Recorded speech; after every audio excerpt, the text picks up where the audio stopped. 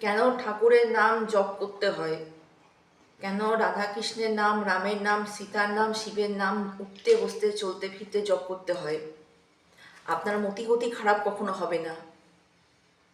তা দেখুন, মিরাট কেসের ওই হোলির দিন ওয়াইফ নিজের লাভারের সাথে মিলে লোকটাকে 15 টুকরো করে খুন করলো। যেই লোকটা এনআরআই ছিলেন, বিদেশ থেকে নিজের মেয়ের বার্থডে সেলিব্রেট করতে এসেছিলেন।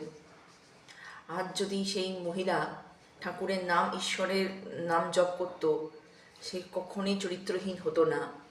ও কখনোই কোনো বাইরের একটা লোকের সাথে মিলে নিজের বরকে হত্যা করতো না। ভালো না লাগতেই পারে নিজের বরকে, বলে দিতে পারতো যে আমি তোমার জীবন থেকে সরে যেতে চাই। তাই বলে টাকার জন্য একটা লোকের সাথে মিলে তার নিজের স্বামীকে খুন করবে? তাই বলি, আধ্যাত্মিক হন, ধার্মিক হন, পাবেন পুরো পৃথিবীর সুখ, কিন্তু দুশ্চরিত্র হবেন না, সব হারিয়ে ফেলবেন।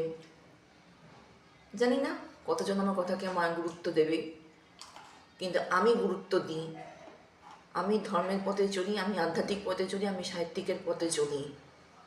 তাই আমি বিশ্বাস আমি সব কিছু অর্জন করব, কিন্তু আমি নিজেকে কখনো খারাপ হতে দেব না।